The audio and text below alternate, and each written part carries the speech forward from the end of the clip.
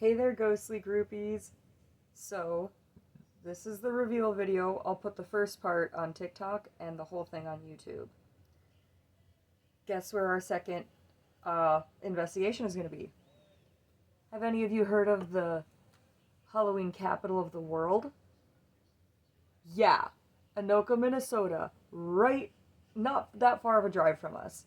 We're going to stay for an initial investigation this upcoming week.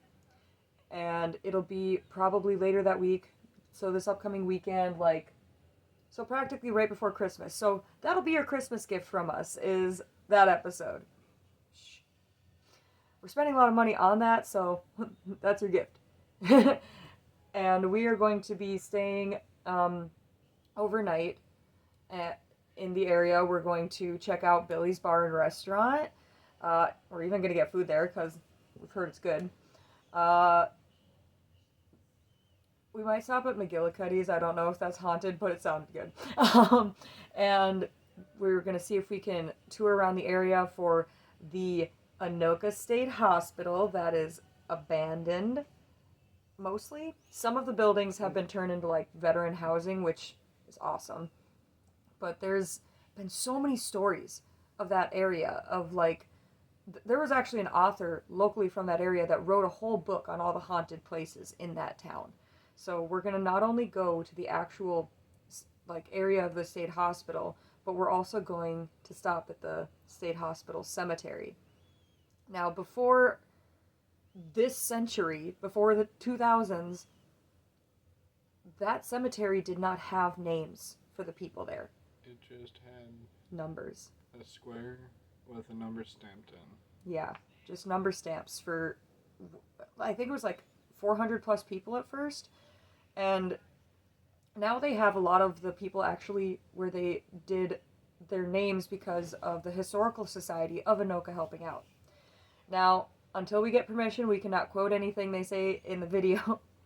We need to talk to them when we go there first and get their permission to quote any of what they would like to say and anything from their website. Otherwise, you can go to their website to read more about the city.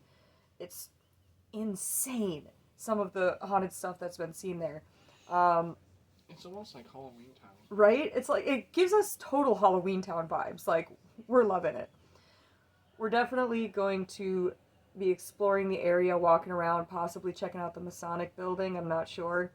But there's just so many spots in that one town. We won't be able to cover it all or even do a super extensive investigation just initially. So this is going to be a primary investigation that we're going to follow up with later this spring when they have their cemetery tours. Now, they don't know when it's going to start, but they're actually going to have tours of the cemetery. They're going to have this whole thing where they usually have ghost tours in the fall near October, of course, because, Halloween. But they also have legendary parades, so we might go to the parade. We don't know. Probably not this next year, though, because we have to do the Haunted Holidays of 2023 in Cali. But their Halloween tours they've been doing for right now for almost 100 plus years. 100 plus years. Oh, 100 years. 100 plus years. No, 100 plus years, because I think 2019 or something around there was the 100-year anniversary. They are the Halloween capital of the world because they earned that title. By the way, they earned it. They had extremely legendary parades, from the very first Halloween parade in what? I think it was 2020. It was 100 years old. Yeah. Scary if you think about 2020. But yeah, I think it was 2020 because it was 1920 when they had the first parade. So yeah. That's insane, y'all. This place is a lot of history. We are so excited. We wanted to do the Palmer House, but that might take a little long to reserve, especially because they don't like having a lot of ghostly tours and investigations done outside of the Halloween season, so we might have to push that one closer to fall. But it'll be worth it when we it'll be worth it. It'll be worth it. I love how there's so many reviews on that place that are so positive about the paranormal experiences, but yet before I had looked it up online, all I had ever heard were horror stories about scratches and shadow dogs in the basement and crap. So, I just want to check it out because of the ball. right? Like the kids playing with the ball. The red ball. Yeah. The red ball. He only has one red ball. That doesn't sound healthy to me. But, anyways, back to our second investigation. After we do that, we have so much, y'all. We have so much that we're going to be going into and looking into for just this year alone, much less going on. We found some incredible places to investigate just around Minnesota. Like, we had no idea how many haunted places were in this state. We can't even cover it all in a year unless we like did 3 investigations each time. Like, minimum. Dude, It's insane. I didn't even think it was that big. Is some crazy stuff. But that's also, a lot of it is in the Twin Cities. Like, they have a lot of historical buildings they've kind of like kept around. And there's some places that, I'm not gonna lie, y'all, we can't really tour some of the places as investigators because they don't like admitting a couple of these places are haunted. So they recommend that you go in for an official tour, just have like your EVP watch recording, have your S box just playing on your headphones casually, ask for the picture video rules because you might only be able to do audio at some of these places. I mean, they might not let you do the picture video. I'm not sure. Some of them have specific rules, like there's a museum that is apparently insanely haunted, and like, I really, even if we can't tour it at night, I want to see if we can somehow schedule an interview with one of the security guards. It's called Mia now with a lowercase I and A, so it doesn't seem so militaristic. Apparently, they changed the name to have the lowercase after the M, and it's the Minneapolis Institute of Art, I think, or the something, or the museum right next to it. There's like a museum in the cities that's on our list here. Hold on, I have our list right here. I'm gonna just look here. Wait, was that about Art Institute in the cities? Let's see. Mia is the Institute of Art. Yeah, they reject investigations. They have over 20,000 years of history because it's an art museum. Oh, no, never mind. Yeah, it's insane. Like, you should. I have some of the notes I took here that there's global stories of global hauntings, meaning like hauntings from around the globe that have come there with this products and different attractions and stuff from history they have there. It's insane. And you should always bring extra batteries because apparently tech gets drained really quick there. It was opened in 1915. Like, they reject investigations for paranormal, though. They don't admit it. It's haunted. And here's the thing. There's a lot of security guard stories, though. And here's the thing. We just got our equipment, like, what? We haven't even gotten 2 full investigations in. Now think about this. The first one we did, the batteries were drained really quick. Yeah, so we already have 1 battery pack. We might even get an extra one. And then, not even that, remember when we did the second one that we're going to do and figure out how to format and do that? The battery went from full to half battery within 17 minutes. If you were watching the previous video, I told them about that. I told them that the SD card was already pre-formatted and it said I needed to reformat it, and it was like, oh, until you reformat it, you can't use it. And it's like, okay, well, I need to get this video, so now we need to get that cord before we even go to Anoka to make sure I can recover that video before we go do our second investigation. But now, here's another thing you think about it. We're about to be going to Anoka. The state hospital that used to be the insane asylum, a guy had a half an hour footage. Oh, yeah. Okay. This is the exciting part.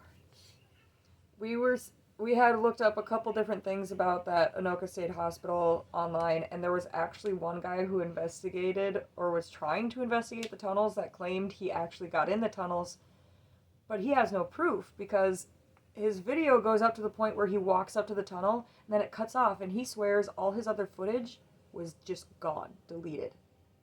Like it never happened. So we might have multiple devices recording, first of all, just to be safe.